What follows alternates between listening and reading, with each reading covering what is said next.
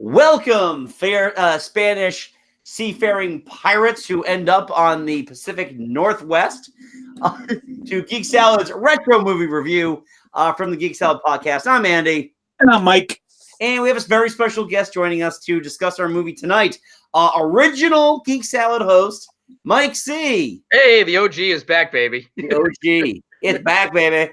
Yeah, it's back. The band's back together. Woo! Yeah, he's back. Back again.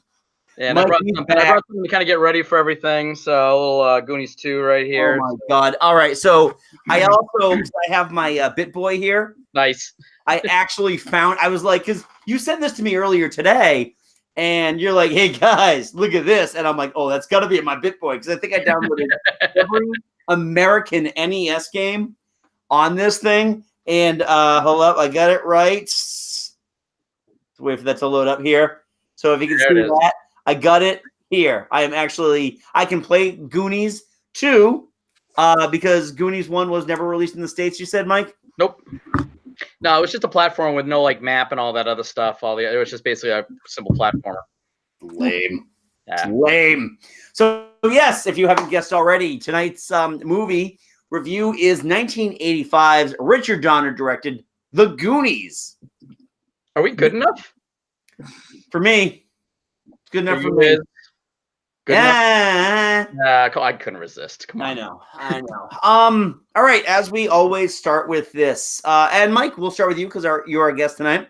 Okay. Where was the first place you saw The Goonies? Oh, I think this is the old Marlboro 1, 2, 3. Oh God, that's where I saw it. Right across from Burger King. Oh my God, I saw it there. That was like the old theater where you had the one big one and then the two little mini ones are basically the size of hallway theaters. Yep. So yeah, that's where I saw it. It was like, my parents took me to that one, and we got to go see it, and it was like one of those things where just like I don't remember exactly everything, but that was my old experience from way back. Yeah, that's where I saw it too. It was like one of those things that I don't know if you guys remember and Mike G, I don't know if you'll remember the original teaser trailer for the Goonies. No. Okay. So the creative powers behind the Goonies were Richard Donner, who to that point was the director of Superman and the director of The Omen, Steven Spielberg, who was coming off of E.T. And Poltergeist and a whole bunch of other stuff. I'm trying to think. There was another Chris Columbus. What's that? Chris Columbus was the writer. Yes, and he had written Gremlins. So what they had done was they had taken the letters out of all of these different movies they had done to spell the Goonies. Oh, I didn't know that actually. Just Goonies, yeah. Yeah. I'm sure you can find that on YouTube.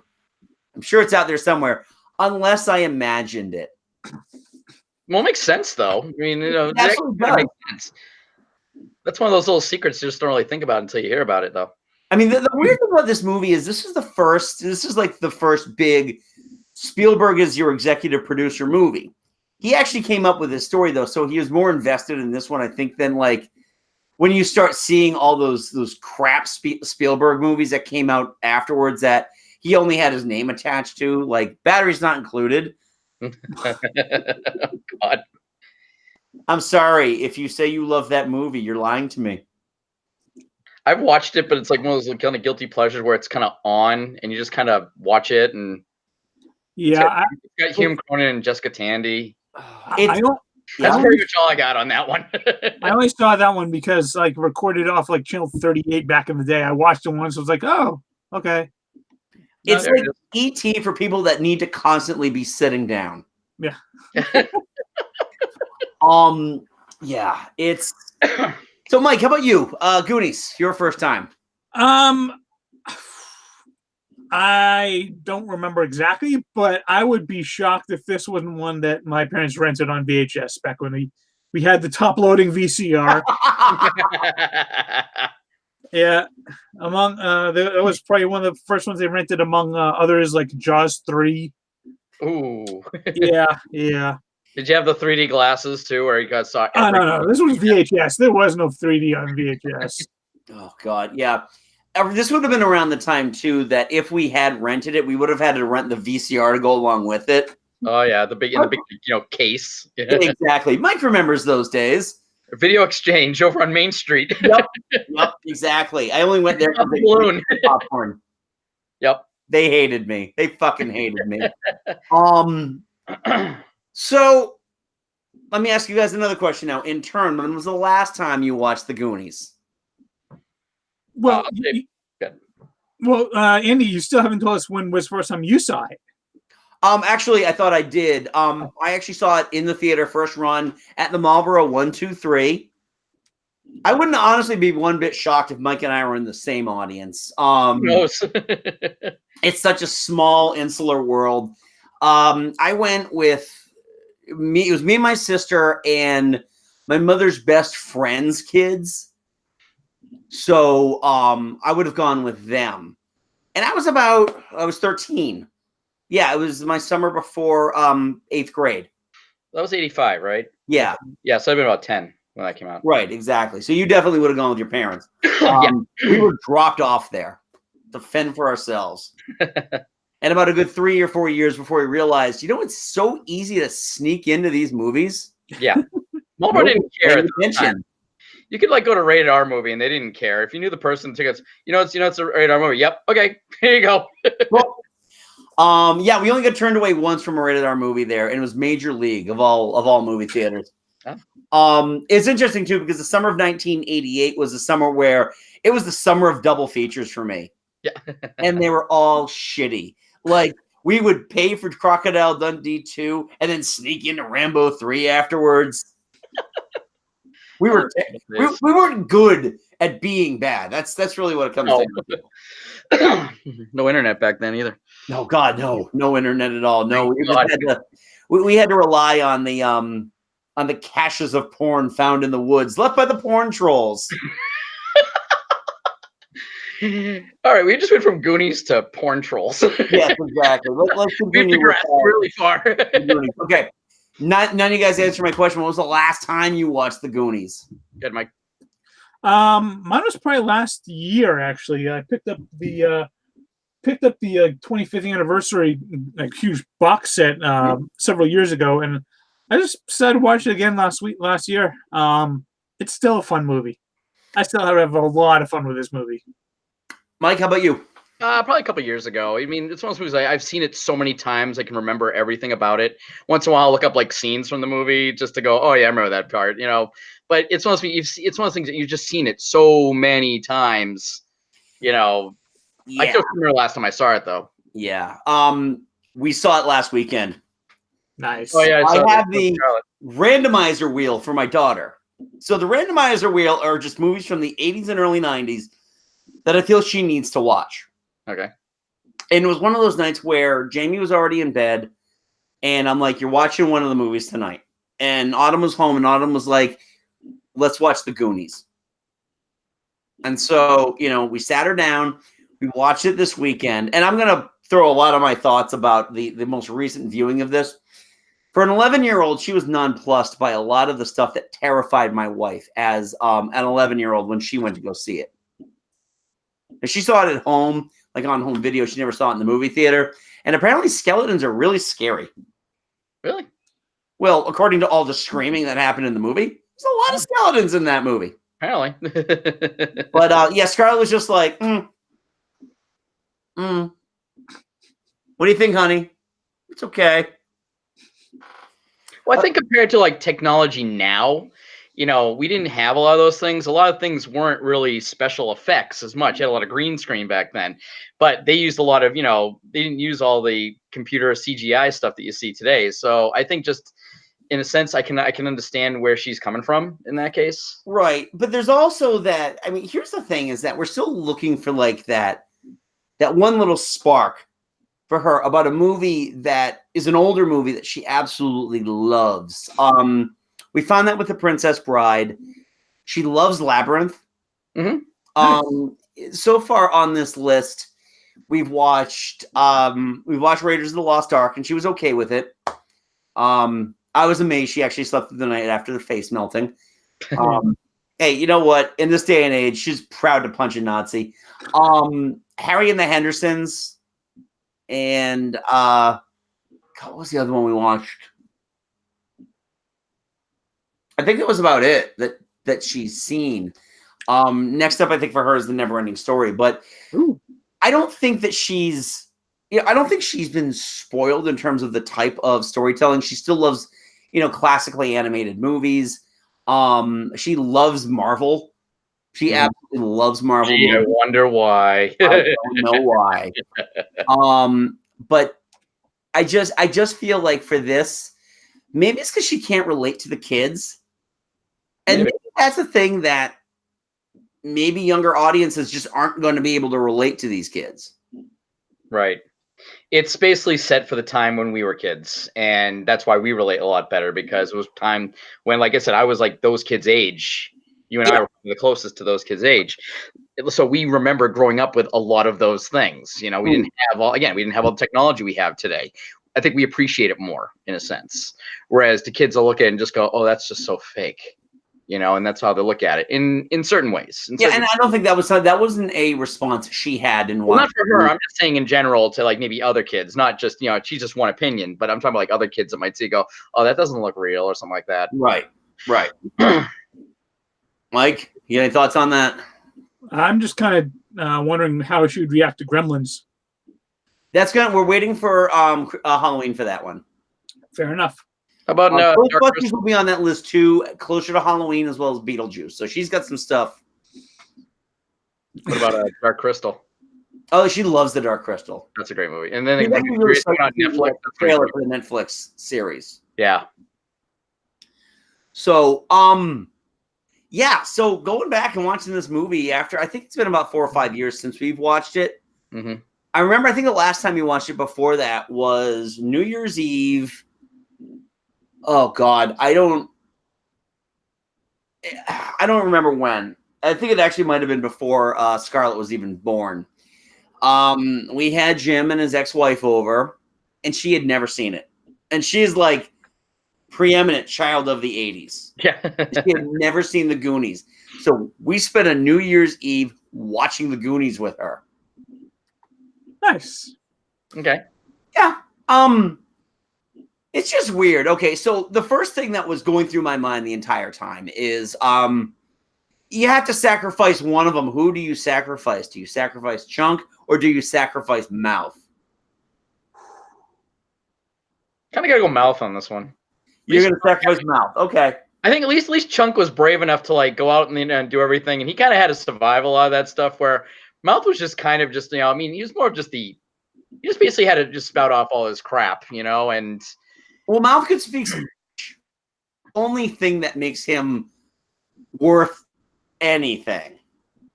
Yeah. Yeah.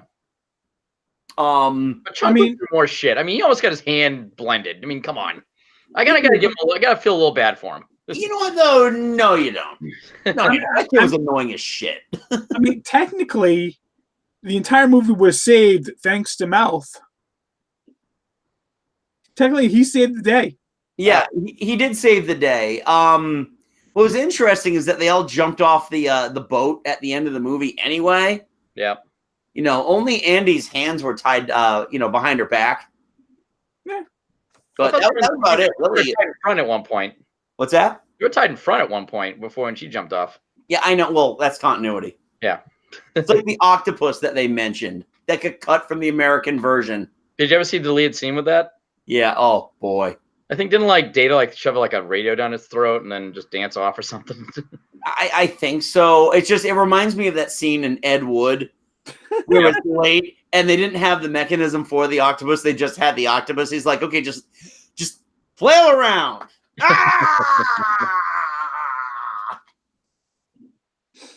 Yeah. It was Ray Harryhausen when you needed him, Exactly. Yeah, it was back in an innocent time when kids could just ride their bikes whenever the hell they wanted to. Yep. Wherever they wanted to. It was, and these kids are so well trained, they actually know when you drink your Pepsi, label side out. Oh God, the product placement. Yeah. You can also tell too. It's a mid '80s Spielberg movie because they try to be as diverse as possible, but there are no black people anywhere in the movie. Well, you had Data. Literally, there are no black people in this movie. I mean, not even extras, not even like the cops. To be fair, this is Astoria, Oregon. I don't think there are any black people today in that town. I don't know. They actually have a really high white supremacist rate now, which is weird for the Pacific Northwest. But the other weird thing too about this movie, and I kind of alluded to this in a very clumsy introduction, is that what are Spanish pirates doing in the Pacific Northwest? Oh, I can answer that one. Hiding. Go. Well, I mean, technically Japan was a Spanish colony. Well, the Spanish had a Japanese settlement in that in the 1600s or so, and they're pretty much the only ones that knew around the Strait of Gibraltar. Not the Strait of Gibraltar, the Strait of Magellan. Okay. So if they need to escape, any English or Dutch ships, they would sail through the Strait of Magellan, and it could have been they were chased off course or they got caught in a storm. Okay, but were they coming from Spain over to Portland, Oregon, or did they go around the globe? And then they were based in Japan and then made it over there. Is that what you're saying? Well, they probably were at Manila and ports in the Philippines and all that, picking up treasures and all that and looting stuff where the Spanish were want to do at that time. Okay. Also, nerd. Hey, that's what I get for reading Shogun. Thank you very much. I think we need a prequel, just the One-Eyed Willie story. Just his days in killed, and when he gets trapped in the thing, that's where they die, and then there's the good scene where you just see Mikey just go through.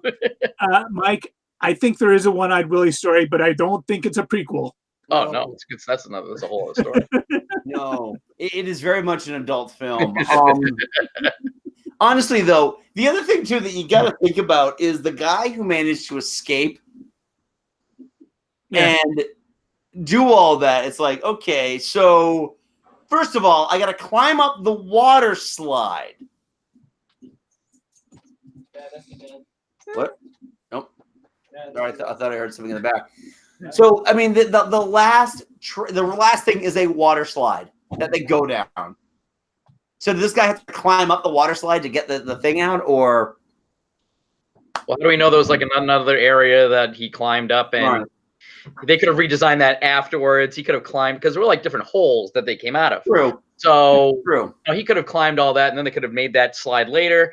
Like I said, you don't know what happened between the time they were in that cave to that present time in 1985. Because those elaborate traps are all in there. I mean, how did they build all that? True. Now, there's a lot of speculation. I mean, like I said, but it's one of those things where you're a kid. It's the 80s. You go to the movie. You just want to be entertained.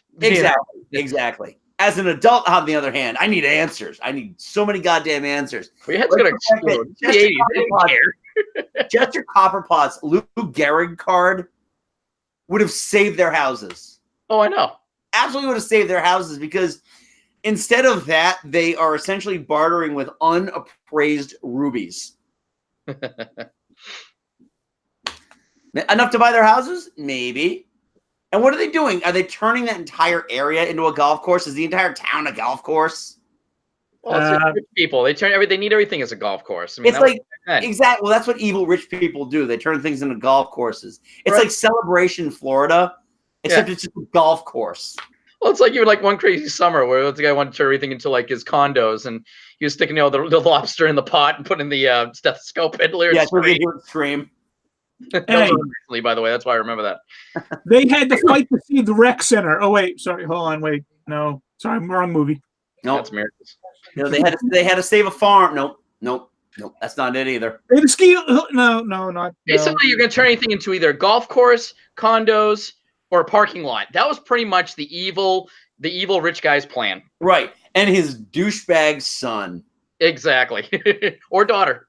Occasionally, or daughter, yeah, but it was almost always the son. Or the sister, the daughter was the bitch that would try to seduce the good guy. Yeah. But the son, what was his name? Was it Chet? Troy. Troy, who's going to make it with Andy. And if there's ever an 80s term that is so completely outdated right now, it's make it. Make it. I honestly don't remember oh yeah, I made it with her. Really? That's not what you say. I know it's PG-13 and all, but he didn't because Andy, you Goonie! Oh, God, yes. The funniest part about that is, and again, something you only notice as an adult and after you have a little extra backstory, is that the actor who plays Troy is as gay as an Easter parade. He directed. Wasn't there some other 80s movie he was in where it was like him and another guy trying to like score with, what's her name? She was in Better Off Dead. She's the French girl. Diane Franklin? Yeah. They were trying to like score with her or something like that. And jeez. Yeah, it was a whole. Jeez. He directed Burlesque. He directed the Christina Aguilera and Cher movie Burlesque. Okay. And it's so evident now with adult eyes. All right, let's talk about the cast a little bit here. So, start with Mikey, Sean Astin, who managed to go through an entire container of Primatine Mist. See, I have asthma, and as the resident asthmatic here, you should never go through that much inhaler in a day. No. That is not good. You need an oral steroid. Well, yeah, but you also aren't going on a pirate swashbuckling adventure. Before the adventure, he took at least 6 or 7 puffs off that thing. Well, he was like wheezing at the drop of a hat. Like every time he gets startled, he wheezed. And it's like, and correct me if I'm wrong, man, I think every time you get startled, you don't start wheezing every time you startle. No, I don't know if that for you, but I mean, you could, so that you'd be more the expert on that than I would. I take an oral steroid every morning, so okay. Well, don't take the oral steroid and see if you ever get startled. Then you start going. You know what? I've been saying that. That's like the next live episode we have to do, where we actually go find a hidden treasure and avoid booby traps. And the weirdest, like, kind of Italian, kind of Irish mobsters. Mike, can you play the piano? Can I play the piano? Yeah. Kind of. I mean, I know my way around the notes. Well, then you can come along. Okay. Right. Oh, you mean play the chord? Play the chords so the chords would fall out? Yep. Yeah, we'd be dead. Oh, we would all be dead. Yes. No, I'm honestly pretty much convinced that we would die, like looking at Chester Copperpot's body, which would still be ahead of us. And I'm not even sure if some of those like chords, like I want to go back and like watch, like look at all the music. If I could like see all the music on the back, if she actually played those correctly or not. You're like last was a B flat, A sharp, whatever. I'm going A sharp or B flat. I think that's almost the same. I'm going. Actually, they are the same. Autumn actually. Wait a minute, that's the same note. So you're gonna if that's what it is, it's gonna be the same. You're not gonna be wrong. There's another Crash Tyson of movies out there that's just dying to ruin this for people. If you said A natural or B flat, it would have been more. I don't know. It just didn't make any sense. Yeah. The musician. That part was killing me. As the musician to me, that was killing me. I was like, really? Well, it convinced me. All right. Okay. I feel bad for Data because Data would have died immediately. The funny thing about that organ was every note everything they were playing were all major chords. Yeah. So all she had to do is just play a bunch of major chords and they would have gotten in. If she knew all her major chords, they were good because every chord they played was not, every minor chord was what dropped the floor. So I'm like, well, just play major chords. You get less room for error. Yeah. Data had the pinchers of power, all right? He had he had those chatter teeth that were like the only useful thing he had. No, he also had the grease shoes. Oh, you're right. The grease shoes were really good. The chatter teeth though were weird because they could actually hold the weight of a teenage boy dangling. And that was like a slinky he had. There's no way a slinky could hold that kid. And like think about all the stuff that was underneath his sweater because he had all those inventions. He must have like batteries and other things under him. Yeah. And imagine if like those things started overheating. Like, hey guys, why is my sweater all getting steamy? My junk, guys, my junk. Well, the thing is, also all that stuff got wet. Wouldn't a lot of that stuff not function? Dude, we brought cell phones down there. They wouldn't function. That's true. Oh, okay. Also, this is the kind of movie that is over in 10 minutes if they had cell phones. Oh, absolutely. Just put a GPS on. You're good. Unless there was no coverage up in that lighthouse. It's also the Pacific Northwest. I guarantee they still don't have coverage out there. Yeah. All right, so back to Mikey. My wife's first childhood crush, the Fat Hobbit. He's an interesting character because he's the leader, but nobody actually pays attention to him and doesn't actually do a lot of stuff. He's not really the leader. He's more of the heart of the group. Yeah. He's the guy that binds them all together. Yeah. It would not be friends if it wasn't for Mikey. Right. Right. So technically he is the leader, but it's more of a not like elected, just kind of de facto in a sense. He's just kind of the lead, just out of just he's the one that kind of gets them all together. You know, like you said, he is the heart, so he is technically the leader. He's more like the inspiration for everybody. Right. You got Bran, his older brother, played by Thanos, and or Cable. Or Cable, right? That's right. Not so fast, one-eyed Willie. Or Jonah Hex. Oh wait, no, sorry, we don't talk about that. Shut up. Yeah, that was a good comic though. Oh well. It's so interesting seeing a young Josh Brolin in anything. Well, it's funny. It's like he's like aged, like in a sense, like he's aged gracefully, but at the same time he's aged. Yeah, he's definitely turned into a man. He's gotten like rough around the edge. He's got like rough around the edges, right? You know, that kind of rough exterior. He's a manly 50-year-old, really. Yeah. That's what he is now. He's just a man's man. Remember, was it Planet Terror? He was the doctor in Planet Terror. Oh, that's right, he was. I mean, in essence, he's kind of taken after his father because his father was a very gruff individual. Yeah, man's man as well. I don't know. Yeah, except for those the sweatpants with the kind of like the short shorts over them. Yeah. My wife asked me back then. I'm like, sure.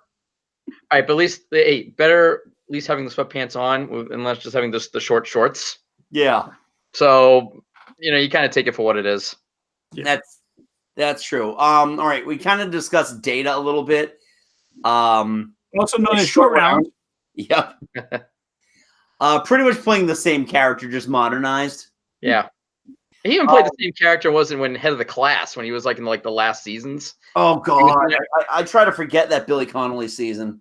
I think he was in it before. Was he in it before the Billy Connolly season, or was he right in the Billy Connolly season? Might have been weird. That was a weird thing. But that was like the last time I remember seeing him in anything. Like that was like the last thing I think he was like not well known, but kind of in. Right. No, he was only in season 5, and that was the Billy Connolly year. Gotcha. Okay. You have Chunk. Your fat foil, your clumsy person, the embarrassment of the group. But also the one that everybody always likes to hang around with. Do they really like to hang around with him though? Yeah. The jerk alert. The fact that they make him, celebrate in his fatness before they allow him to come in. But he was still their friend.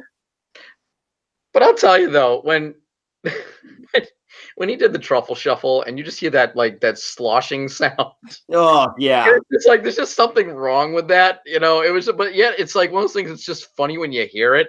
You're like that, like this, that, it's like it sounds like just like Jello, like or something. And it's just, I don't know. It's just something bad about it. But there's one point, like even like his mouth was picking on him more, if anything. Like Mike say, "Oh, come on, cut it out," Yeah. So Mike, I think in a sense, Mike liked him. He didn't have a problem with him. But he still had my favorite monologue in the entire movie when he's talking to the Fratellis. Oh, basically he said, "Spill your guts," and basically tell every bad thing he ever did. That was great. I used to be able to quote that whole thing about the movie theater verbatim. And I used to get like the whole thing about, and the worst thing I ever did. And just like, big puke. But I would do like the entire inflection. I can't do it anymore, but I used to be able to do the inflection. And then I start crying. All right, Corey Feldman, his mouth. Probably the funniest character, easily, because he just had some of the best lines. Yeah, I think it's probably one of Corey Feldman's like best moments. He just played that character so well. he hit early in this movie. His best stuff, honestly, is the very beginning with Rosita. Oh yeah. Where he mistranslates all the Spanish stuff. Yep. It's just like you see the weird thing for Corey Feldman is that you just see this kid who is really starting to come out into his own as a big child actor. And then look what he's become. He's just turned into Michael Jackson without any sense of irony. Oh, there was that big show, I guess, it was in Touch and Rich. They went to one of his shows where he had like all these goddesses up on stage, whatever. And it's Feldman and his angels. Yeah, it was just pathetic. That's all. It was just, I guess it was just one of the most pathetic shows. And the guy thinks he's seriously doing well, and that's the scary part. I mean, talk about a guy that's really, really just lost it. Right. It's just so bad for him. It's just weird seeing him because it's just so unironic now that, like, dude, you haven't watched a documentary, have you? No. All right, you got Andy, who the hot chick. Yeah, well, she actually managed to get them out by playing the piano or the organ. Steph. All right, now here is somebody who actually legitimately did nothing throughout the entire movie. But it's Martha Plimpton. I know, and the funniest thing is that out of all these people who in terms of ranking success, she might be second only to Josh Brolin. Well, yeah, because she was in what's the show? Raising Hope. And she was actually really funny in that. Her character was great in that show. Well, she just continues to work. Right. All right, then you got the other characters. You've got Sloth, played by John Matuzak, in a lot of really good prosthetics. Yeah. And you never realized that was him because I'm like, wait a minute, this is the same guy that was in Ice Pirates. And I'm like, holy crap, that's him. But again, the prosthetics were so good, you would have never known it. So I gotta say, the makeup department did an amazing job making him up. That could have been a very lazy bunches of just the prosthetics alone. Yeah. Would have been okay, but I love the fact that they got the ear to wiggle. Yep. And the eye, like the offset eye would move. Yep. And that was really cool. It was an extra step that they didn't need to take, but it made the character work. I mean, in some senses it looks fake, but at the same time it's also held up pretty well for what it is. It's held up decent, I would say, considering. Actually, it has. It's very much held up decently compared to the fact that we just watched Teen Wolf last week, and those special effects and that makeup look atrocious. I don't even think by 1985 standards they look good. Well, no, when the dad came out as the wolf, he looked really bad. It just didn't even look good. Just throw the mask on. Just pop it right on. He looked like a teddy bear. I mean, Exactly. He looked like one of those things that would have been on a Saturday morning cartoon in 1985. And there was a Saturday morning cartoon of Teen Wolf in 1987, 88, I think. Oh, God. Don't. There was that cartoon. Don't. They also had a sequel with Jason Bateman. Yes, it did. This Michael J. Fox. Really fucking hated that movie. They even replaced the coach.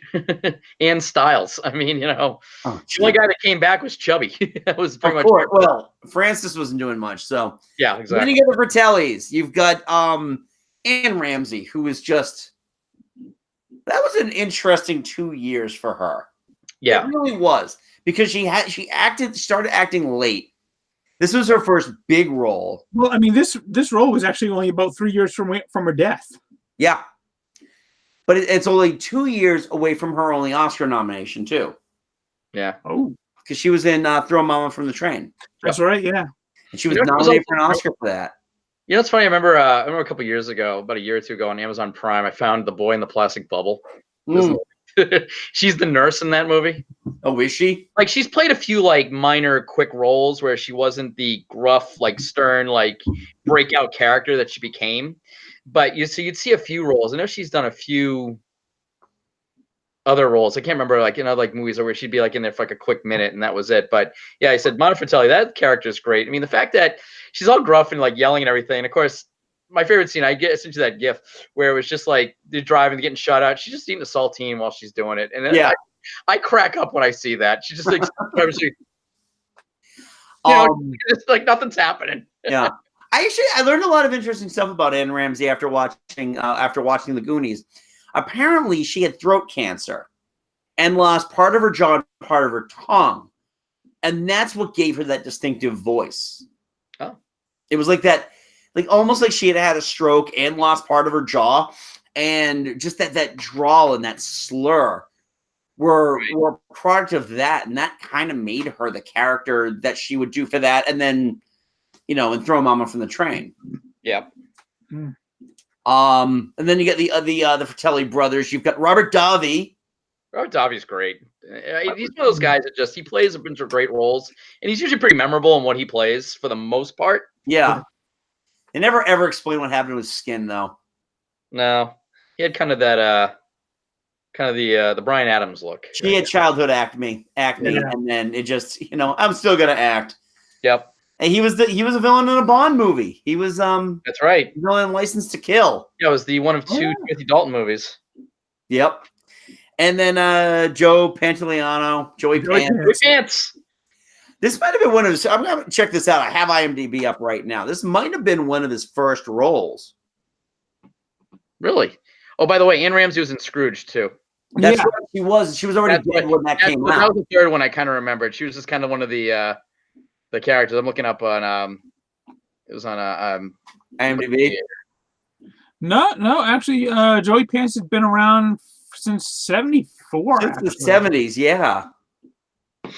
The favorite. I think this might have been one of his larger. No, he was Guido, the killer pimp in Risky Business. That's right. Yep. And he was in Eddie and the Cruisers. Yes, an HBO classic. Oh yeah.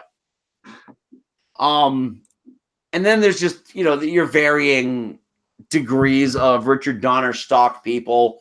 I know that the cop, like the police sergeant, was in a bunch of Richard Donner movies. He was in Superman the movie. Yep. Oh. So a lot of different stuff, a lot of interesting characters. Well, the mother too. She was always like everybody's mom because she was the same mother in Monster Squad too, I believe. Was she? Yeah, I believe she was. Okay, because going back to the Teen Wolf thing, we started watching Monster Squad and then turned it off because it was just like, I really am not interested in watching this right now. Yeah.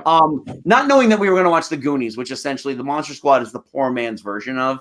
Discount Goonies? Is the discount. It is the mellow yellow. It's still a fun movie though, but hey. The only reason why I can still, hold any esteem is because I went to college with the lead actor. With Andre, yeah. I don't remember if she was the mother or not, but it makes sense. I think she was. I mean, I could look it up. Yeah. She was. She was? Yeah, I got it up here. All right. It's ironic she was in both of those. It was almost like she was like in every every kid's mom, I guess, in that sense. Yeah. She was also in Scrooged. Was she? Who was she in Scrooged? Oh, she was the secretary. Yep. She was Bill Murray's secretary. Yep. Well, no, was she the censor? Or she was one of not secretary. Okay, no, she was one of like the execs. Yeah. Which one was she? She's dead, Frank. That one. Yeah. Her name is yes.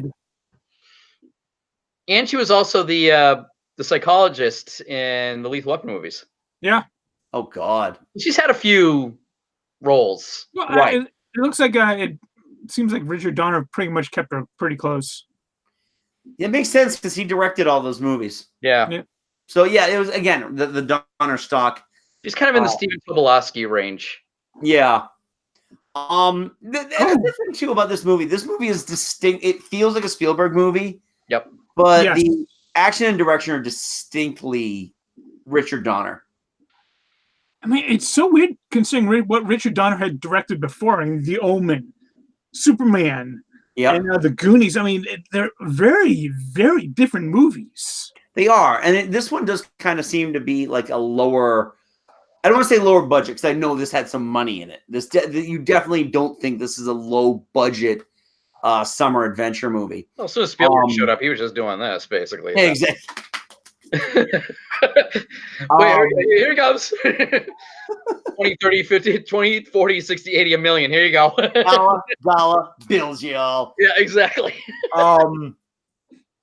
But it definitely has that distinctive Richard Donner feel. I love that he doesn't cheap out on stunts. Yeah. Because he's just like, he's always referred to as the safety director because he took good care of his stunt people and they always gave him the best. Yep. The interesting thing that a lot of people talk about but don't really talk about is the music.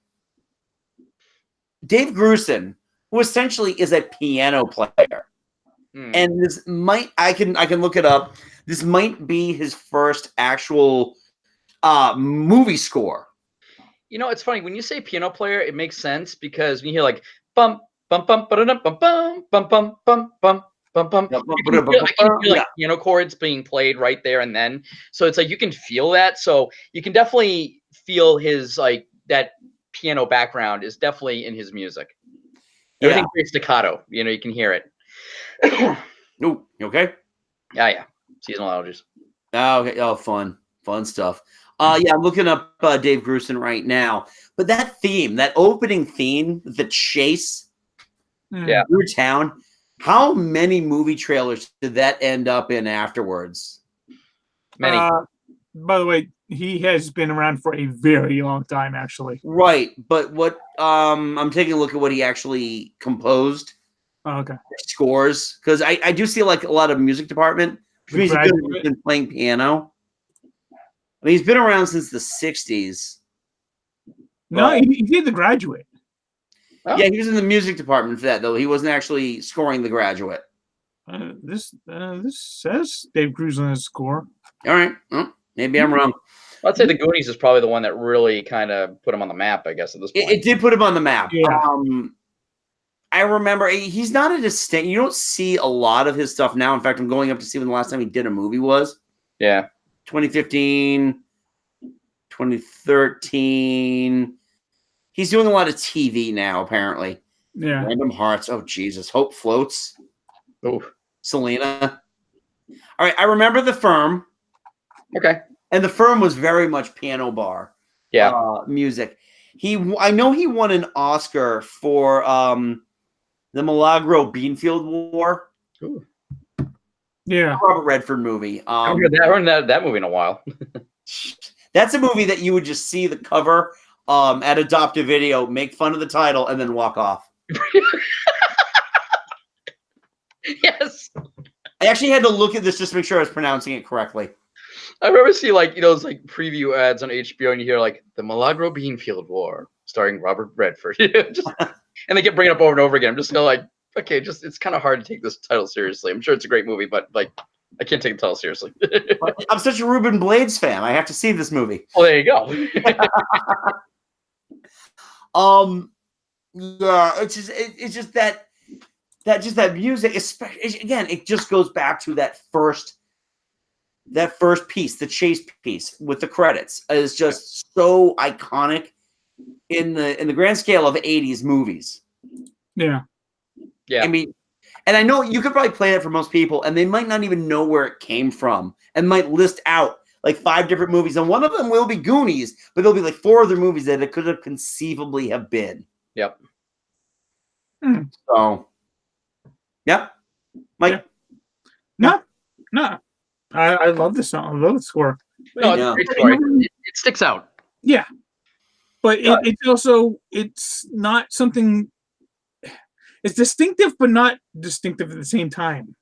Kind of straddles that line. Yeah, exactly. I just, you know what? I think for me, the biggest thing is that it's not another John Williams ripoff. Yeah. And at that time, it could have been very, very easy for them to just make it sound like John Williams. Or Jerry Goldsmith, or, Oh, yeah. Jerry Goldsmith was... I mean, he was another big one. Even John Williams, Jerry Goldsmith. I'm trying to think who else was pretty big back then. There was like 3. That's the thing, is it's not the big orchestra type soundtrack.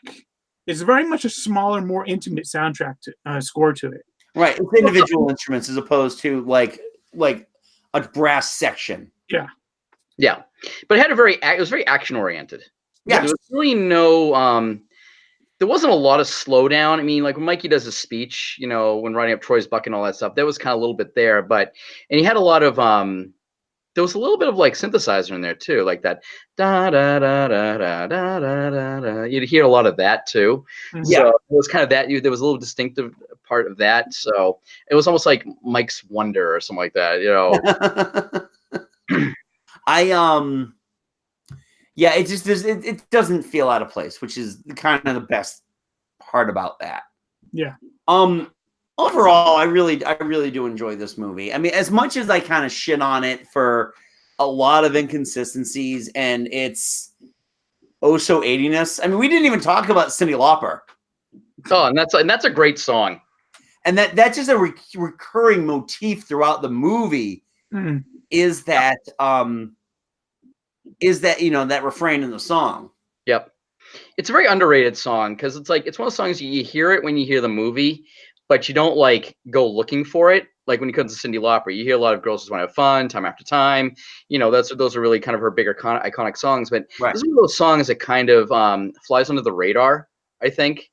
I think because going into Cyndi Lauper's discography, she's so unusual, such an interesting album.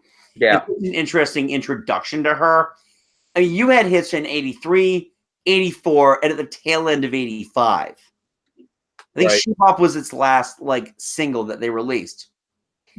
This was kind of an afterthought. The Goonies Are Good Enough is kind of like this afterthought, just kind of radio-friendly hit. She's a big star. And then in 86, True Colors came out. Right. And she reinvented herself. But the funny thing about the video, too, because they actually did make a video for Good Enough, but it didn't really connect to the movie that much. I don't know. No, but it did connect with her relationship with the WWF at the time. Yeah. I mean, you had Captain Lou Albano. I think it was like you had to have Captain Lou Albano in there at least once as her dad. So yeah, but everybody else, like that thing with was it Roddy Piper was like the evil guy buying everything up, and Fred Blassie was there, and they had like a truck where Nikolai Volkov is milking a plastic cow. Yeah, and I mean, it was. I remember that. The music video did have the Goonies kids in it, though, didn't they? It did. It was a two-part. They released two separate videos for the same song. Right. There was a part 1 and a part 2. Wow. No, sorry, I'm just. Some musicians did that where you had like two versions of the same song, just videos for it. I know Paul Young had like 3. I just looked up information, and apparently the female pirates in the Goonies video were the Bangles. Oh, really? Yeah, I mean, this was like when they were before they really hit big. Yeah, it would have been that. Different Light came out that year, later that year. So yeah, that makes absolute sense, and I think they were on the same label too. Yeah. Oh, all the things. I mean, kind of like a stepping stone. Hey, if you do this video, we'll produce something of yours or something like that. It might have been like a deal where they had to do a part of that, and yeah. Interesting. So overall, I mean, this is definitely worth a watch if you haven't watched it in a while. It's definitely. I don't think it's like a go-to every year type of movie. No. If you've got a kid, you've got to introduce it to, or you've got a girlfriend that's never seen it, or you just have a hankering to watch some like a top shelf 80s nostalgia movie. That's in the top 10. This is definitely in the top 10 of the nostalgia movies. Is it a great movie? That's debatable. It's a fun movie. It's great.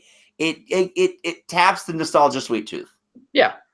And I think being fun is what makes it great. I think that's what it is. I mean, you're not looking for a super deep story. You just want something that's fun. You can have a good time. The characters are fun. You know, there's a lot of laughs, and I think that's what makes it a great movie. It's just a fun popcorn movie. It's simple. You know, it's a very simple plot. And it never aspires to be more than just this fun little family action flick. Right. It knows what it is. It doesn't try to be more than that. It just does what it is at the best of its ability. And I thought it pulled it off great. Yeah. Now, if this was Zack Snyder, everybody be all like, brooding and like emo or something like that, and they'd all like not get along. You know what the interesting thing is? I've always heard tell that they want to bring the original cast into a sequel. Yeah. Absolutely nobody has talked about remaking this movie, and I'm fine with that. Yeah.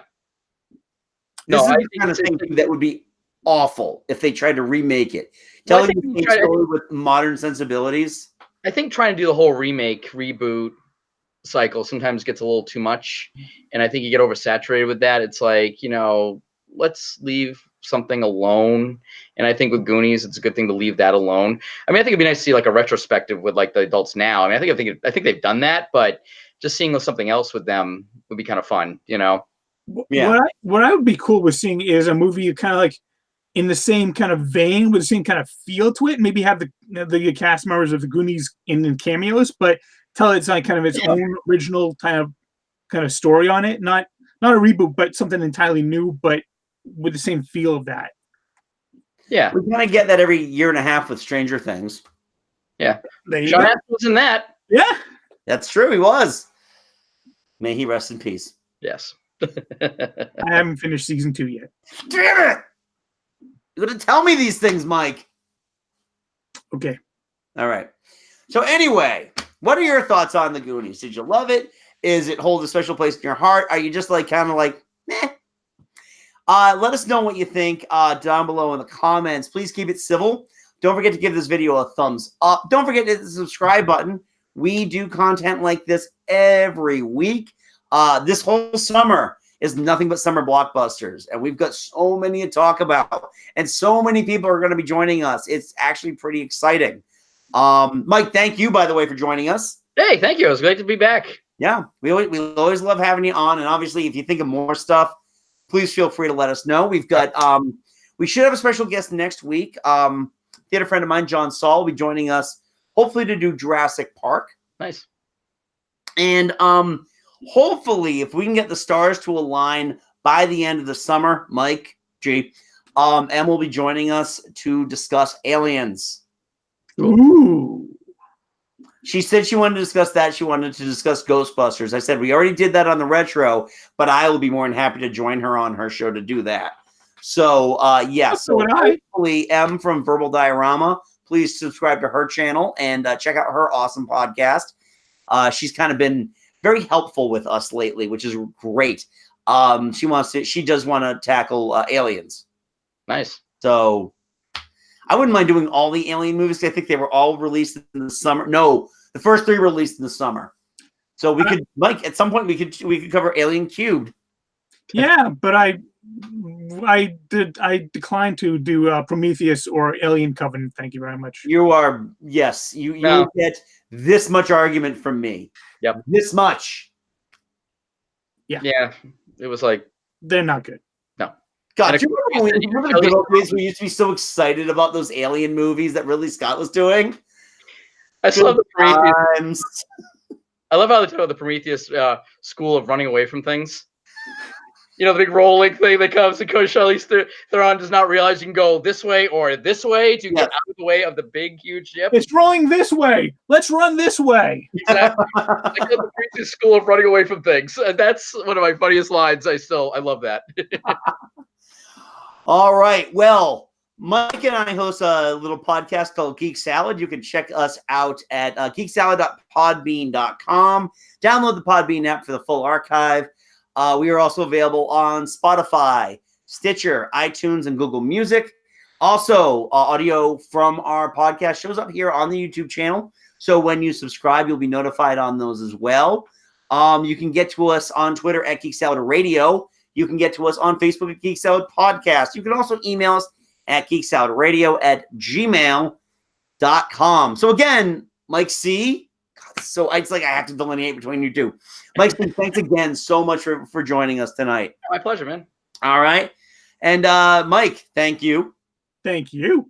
Thank you. Thank you. And until next time, I'm Andy. I'm Mike. Go forth and be nerdful. We'll talk to you later.